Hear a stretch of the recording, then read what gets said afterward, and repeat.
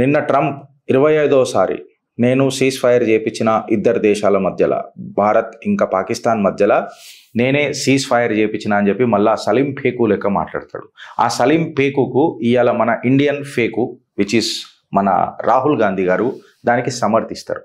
రాహుల్ గాంధీ గారి మాటలల్లా, ట్రంప్ మాటలల్లా అసలు నిజంగా చెప్పాలనంటే ఇవాళ ట్రంప్ స్పోక్స్ పర్సన్ లెక్క, అధికార ప్రతినిధి లెక్క రాహుల్ గాంధీ మాట్లాడుతున్నాడా అని చెప్పి ఒక పెద్ద క్వశ్చన్ మార్క్ వస్తుంది ఫ్రెండ్స్. డైరెక్ట్ చిట్టా ఆక్రమాంతకంగా పోతుంది ఏంది గిరీష్, అగ్రెసివ్గా పోతున్నావు అని అంటే మళ్ళీ ఇలా రాహుల్ గాంధీ నేను ఏమనాలని అంటున్నా. ఆయన 24 సార్లు చెప్పినా 25 సార్లు చెప్పినా అబద్ధమే ఉంటుంది రాహుల్ గాంధీ అని అంటే ఆయనకు అర్థమై వస్తలేదు. సో ఇప్పుడు ద ఫస్ట్ సెగ్మెంట్ మాట్లాడుకుందాం ఫ్రెండ్స్. ఏందని అంటే ద సిల్వర్ జూబ్లీ ఫేక్. అంటే 25 సార్లు ట్రంప్ మాట్లాడంగానే సార్ కూడా ఒప్పుకున్నాడు కదా, అందుకే సిల్వర్ జూబ్లీ ఫేక్ అని చెప్పి పెట్టినా నేను. సో సెగ్మెంట్ 1 సిల్వర్ జూబ్లీ ఫేక్లా డొనాల్డ్ ట్రంప్ ఏం చెప్తాడంటే 25వసారి నేను సీజ్ ఫైర్ చేయించిన అని చెప్తాడు. సింగిల్ హ్యాండెడ్గా భారత్ని పాకిస్తాన్ని కంట్రోల్ చేసిన అంటాడు. ఇంకా ముంగటికి పోయి ఏమంటుండంటే 5 ప్లేన్లు కూడా పాకిస్తాన్ భారత్వి పడగొట్టింది, టిట్ ఫర్ టాట్ వార్ల జవాబిచ్చింది, నేను ఒక ఫోన్ చేసినా అంతా శాంతియుతం అయిపోయింది అని చెప్పి చెప్తారు. కాకపోతే ఇగో ఈ పిచ్చోడు, ఈ అవలాగాడు ఇక ఇట్లనే మాట్లాడాల్సి వస్తుంది. ఈ పిచ్చోడు మీద 25 సార్లు ఫేక్ మాట్లాడిన తర్వాత కానీ మతి స్థిమితం దొబ్బింది. ఈ పిచ్చోడు ఒక్కసారి కూడా ఏదైనా ఎవిడెన్స్ ఇచ్చిందంటే ఇయ్యలే. మన ఇండియన్ ఎయిర్ ఫోర్స్ ఏమైనా కన్ఫర్మేషన్ ఇచ్చిందంటే కూడా ఇయ్యలే. ఏమైనా యుఎస్ సిఐఏలు లేకపోతే అలా ఫెడరల్ ఏజెన్సీస్ ఏమైనా డీక్లాసిఫైడ్ ప్రూఫ్ ఏమైనా ఇచ్చిందా అని అంటే ఇయ్యలే. పోనీ ఈజ్ అ ఫెంటాస్టిక్ గై అని చెప్పి మన దేశ ప్రధానిని మాట్లాడతాడు కదా ఈ పిచ్చోడు. నరేంద్ర దామోదర్ దాస్ మోదీ గారైనా ఏమన్నా yes my friend you have done it అని ఏమన్నా ట్వీట్ కొట్టిండా? ఇంట్లో ఏది లేదు. అయితే ఈయనకు ఈ సిగ్గు తప్పినోడికి మళ్ళా మన రాహుల్ గాంధీ ఎందుకు వత్తాసు వలుకుతున్నాను అన్నది ఒక పెద్ద $1 మిలియన్ క్వశ్చన్ అయిపోయింది. ఇవాళ ఒక అరిగిపోయిన వెనకటికి సీడీలు దొరుకుతుండే, ఇట్లా గీకి ఉంటుండే, అది మనం పెట్టి దాన్ని గీకి కోకి పేపర్ మన ఏమంటారు ఇట్లా బట్టతో తుడిచి అలా పెడుతుండే DVD ప్లేయర్లల్లో. గట్లా అరిగిపోయిన టేప్ రికార్డ్ లెక్క గీతలు పడ్డ DVD లెక్క మాట్లాడుతూనే ఉన్నాడు ట్రంప్. ఏంది ట్రంప్ సేవ్స్ ద వరల్డ్ అని. ఇదంతా ఎండ్లో నడుస్తుంది మళ్ళా అని అంటే ఆయన మెదడులో ఉన్న ఫాక్స్ న్యూస్లో నడుస్తుంది. ఫాక్స్ న్యూస్ ఎందుకు అంటున్నా తెలుసా నేను? నక్కబుద్ధి అంతా ఏడ నడుస్తుంది అని అంటే మొత్తం ప్రపంచంలో ఎవడు నమ్మడు ఆ పిచ్చోని. క్లియర్ కట్గా చెప్పాలంటే ఆయన మెదడులోనే ఒక మీడియా సెంటర్ పెట్టుకొని నడుపుతున్నాడు. దానికి వత్తాసు రాహుల్ గాంధీ వలుకుతున్నాడు. బయటికి మీడియా దగ్గరకు వచ్చి రాహుల్ గాంధీ ఏమని మాట్లాడతారంటే నేను ఆపరేషన్ సింధూర్ మీద ట్రంప్ ప్రతిసారి అభి తక్ ఉన్హోనే 25వాं बार ये కహా హై అని చెప్పి మాట్లాడతాడు. 25వసారి ఆయన మాట్లాడిండు అని అంటాడు.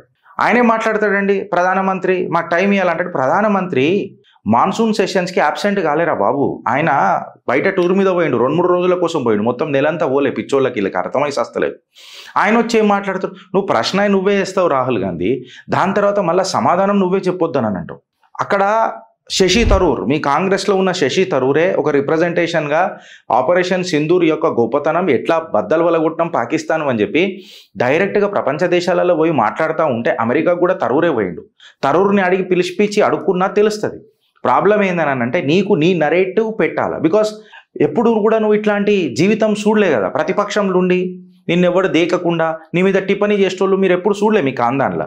అది అలా మీకు బర్దాష్ అవుతలేదు. ఇప్పుడు కూడా తెల్లతోలు సామ్రాజ్యాలకే వీళ్ళు పెద్దపీట వేసి రాలేదా ఫ్రెండ్స్?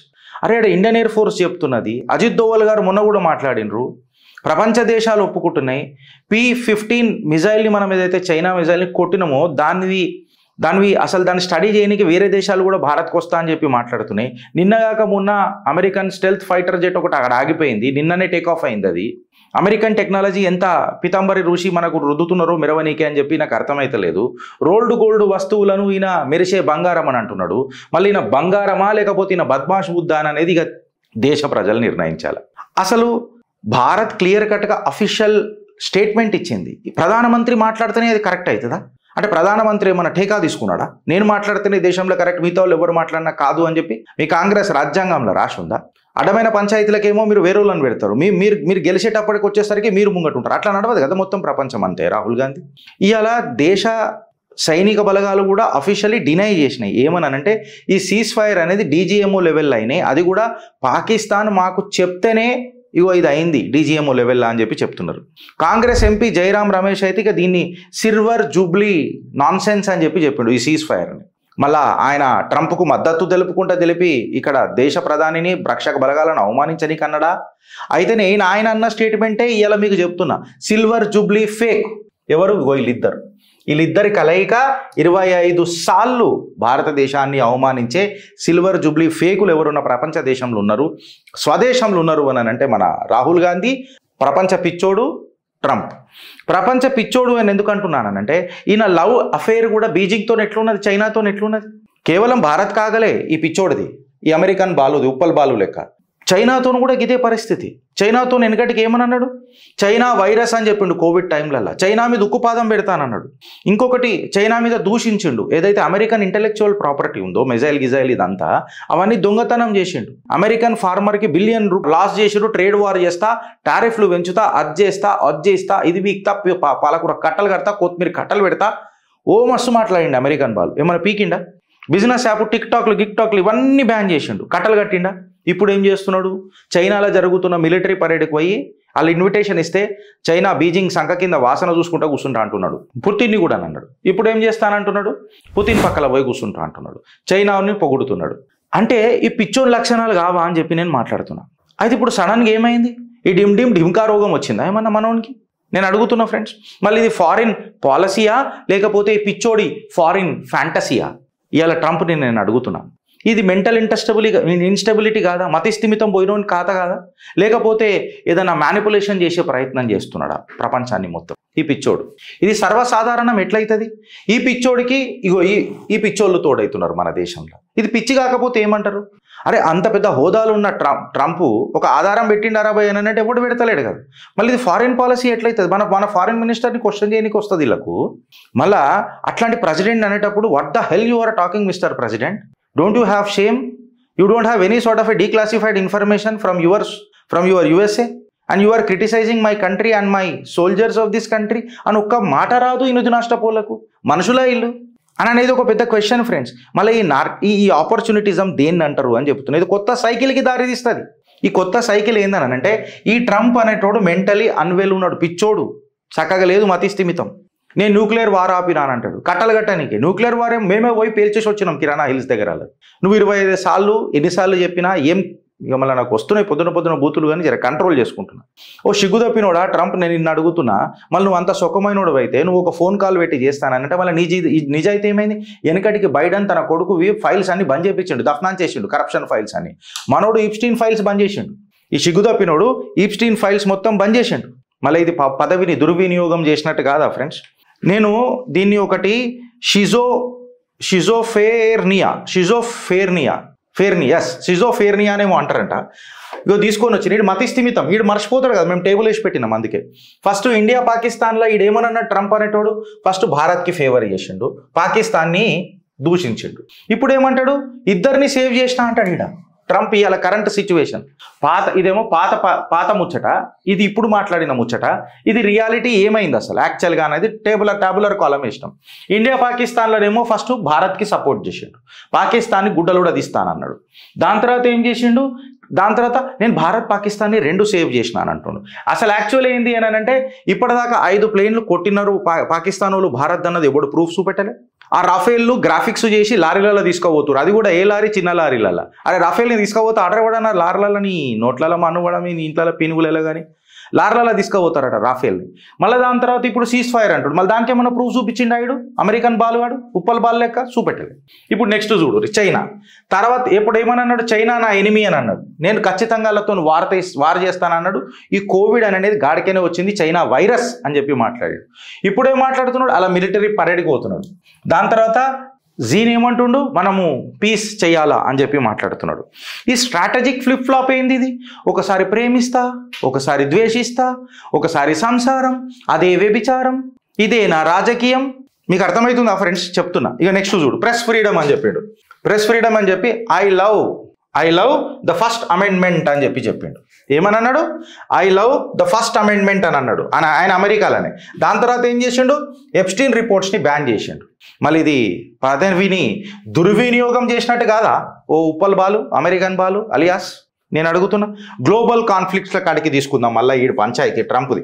అమెరికా ఫస్ట్ ఐసోలేషనిజం అని చెప్పి తీసుకొని వచ్చి దాని తర్వాత ఏం చేసిండు, ఇజ్రాయెల్ ఇరాన్ది మీడియేట్ చేస్తానన్నాడు. తర్వాత ఏం చేసిండు, B-2 బాంబర్లు పంపిండు. అంటే వీడు చేస్తాడేంది, మాట్లాడతాడేంది. ఈ ట్రంప్ డాక్టర్ అయినా నిజంగా చెప్పాలని అంటే ఆ నార్కోటిక్స్ అంటారు చూడు, వీడు పిచ్చెక్కిపోయింది. వీడికి నోబెల్ ప్రైజ్ రావాలని. వీడికి నోబెల్, అసలు నువ్వు నోబెల్వే కాదు, నీకు ప్రైజ్ ఎవడు ఇస్తాడరా? నీకు అర్థమవుతుందా? అసలు అమెరికాలో కరెక్ట్గా హాస్పిటల్ లేవు. నేను ఎర్రగడ్డకు తీసుకొని వచ్చి ఎర్రగా కాల్చి సలసలగా పెంకల మీద కూర్చోబెడితే చెడ్డిపి పిర్రలు కాలేటట్టు చక్కగా అవుతుంది. అప్పుడు మతి మొత్తం కరెక్ట్ అవుతుంది. ఇష్టం వచ్చినట్టు మాట్లాడాడు, దానికి మనోళ్ళు వత్తాసు పలుకుడు.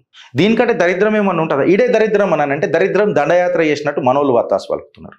ఇది పర్ఫార్మెన్స్ పాలిటిక్స్ కాదా? కరెక్ట్గా చెప్తే అసలు నువ్వేమన్నా నిజంగా చెప్పాలంటే డిప్లొమసీ అంటారా? ఇది పర్ఫార్మెన్స్ పాలిటిక్స్ అంటారు. అనంటే రాజకీయం, ఎత్తుగడ. నేను గిట్ల చేస్తా, నువ్వు గట్ల చేస్తావు, అక్విడి ప్రోకర్ అంటే పర్ఫార్మెన్స్ పాలిటిక్స్ అంటారు దీన్నంతా. నాకు ఒక జోకు గుర్తొచ్చింది ఫ్రెండ్స్, జర కొంచెం అడల్ట్ జోక్ ఉన్నా చెప్తా. ఏందనంటే ట్రంప్ అన్నాడట, మే ఇండియా పాకిస్తాన్ యొక్క ఏదైతే న్యూక్లియర్ వార్ ఉందో దాన్ని ఆపినాను అన్నాడట. అచ్చా ఐసా అని అన్నారట. ఇక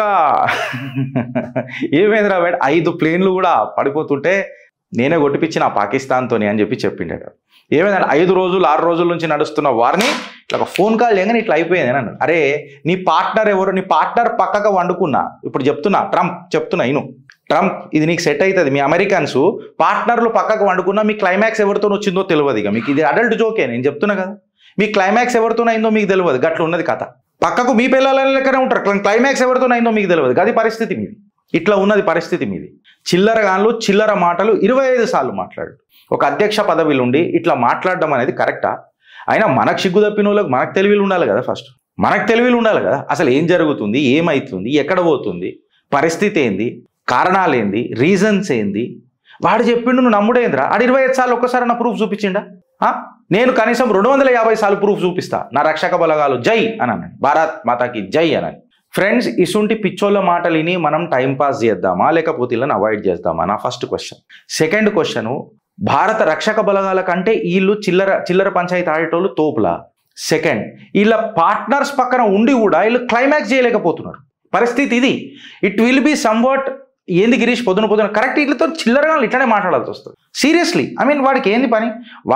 వాడి డైరీ ఏదైతే ప్రొడక్ట్స్ ఉన్నాయో మన భారతదేశంలో అమ్మాలా. మన దగ్గర మన రైతులు సూపర్ వండిస్తున్నారు డైరీలో. వీడిది ఎందుకు తీసుకుంటాం? అది ఒత్తిడి దేనికే? ఇగో ఇదంతా బ్యాక్ ప్రెషర్ వెనకకే. హఠాసావానికి ఘటా అని చెప్పి మనం ఉల్టా హాత్ పచ్చకడ్లు కొడుతున్నాం. ఆ F-35B ఏమైందో చూసినాం కదా మనం. కంప్లీట్గా చెడ్డీలు ఉచ్చబోసుకున్నట్టు మన కేరళ ఎయిర్పోర్ట్లోనే ఆగిపోయింది. అది నిన్ననో మొన్ననో టేక్ ఆఫ్ అయింది, ఇఫ్ ఐఎమ్ నాట్ రాంగ్. తర్జన పడ్డారు. ఇగో వీళ్ళ టెక్నాలజీకి ఇది. వీళ్ళ దగ్గరికి మనం ఎందుకు తీసుకోవాలా? మనం ఆత్మనిర్భర్ అవుతున్నాం కదా. దీని మీద మీ అమూల్యమైన అభిప్రాయం జర చెప్పురి ఫ్రెండ్స్. నలుగురికి జర మంచిగా నచ్చితే ఒక నలుగురికి షేర్ చేయరు, బట్ వరాలు కమెంట్ చేయండి. మన రక్షక బలగాలు ఏదైతే మన కోసం ఇంత తహతహలాడే ఒక తపస్సులాగా మన సరిహద్దులను కాపాడుతారో వాళ్ళందరికీ పొద్దున ఒకటి ఖచ్చితంగా ఒక మెసేజ్ ఉండాలి. భారత్ మాతాకి జై.